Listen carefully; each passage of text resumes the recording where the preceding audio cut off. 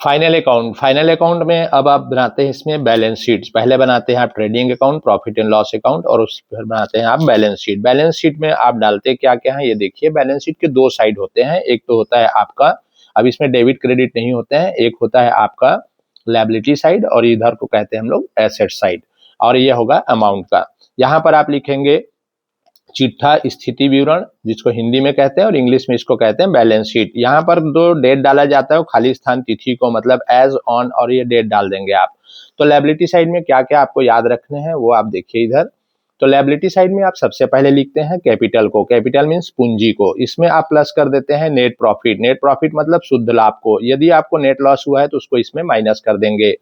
फिर इसमें हम माइनस कर देते हैं ड्रॉइंग्स को। ड्रॉइंग मतलब आहरण को, और ये शुद्ध हानि को हम माइनस कर देते हैं। फिर इधर लिखते हैं रिजर्व एंड फंड्स मतलब संचय एवं कोष। लोन मतलब ऋण। सैंडरी क्रेडिटर्स मतलब लेनदार। बिल्स पेबल मीन्स देय विपत्र।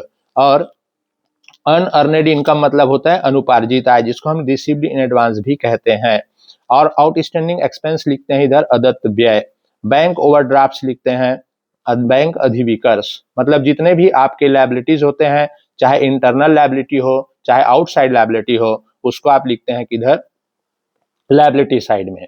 फिर आते हैं एसेट साइड में। एसेट साइड में एंट्री किया जाता है करंट एसेट्स को, फिक्स्ड एसेट्स को, इंटेंजिबल एसेट्स, जितने भी एसेट्स होते हैं उसका एंट्री किया जाता है एसेट साइड में, जिसमें आता है आपका गुडविल। गुडविल मतलब ख्याति। लैंड एंड बिल्डिंग भूमि एवं भवन। लीज होल्ड प्रॉपर्टीज पट्टे पर ली गई संपत्तियां। Plant and machinery, plant and machine ही बोलेंगे इसको। इक्विपमेंट मतलब उपकरण औजार वगैरह हो गया। फर्नीचर एंड फिक्चर्स मतलब फर्नीचर और फिक्चर्स हो गए लकड़ी के सामान। और इन्वेस्टमेंट विनियोग। टूल्स मतलब औजार।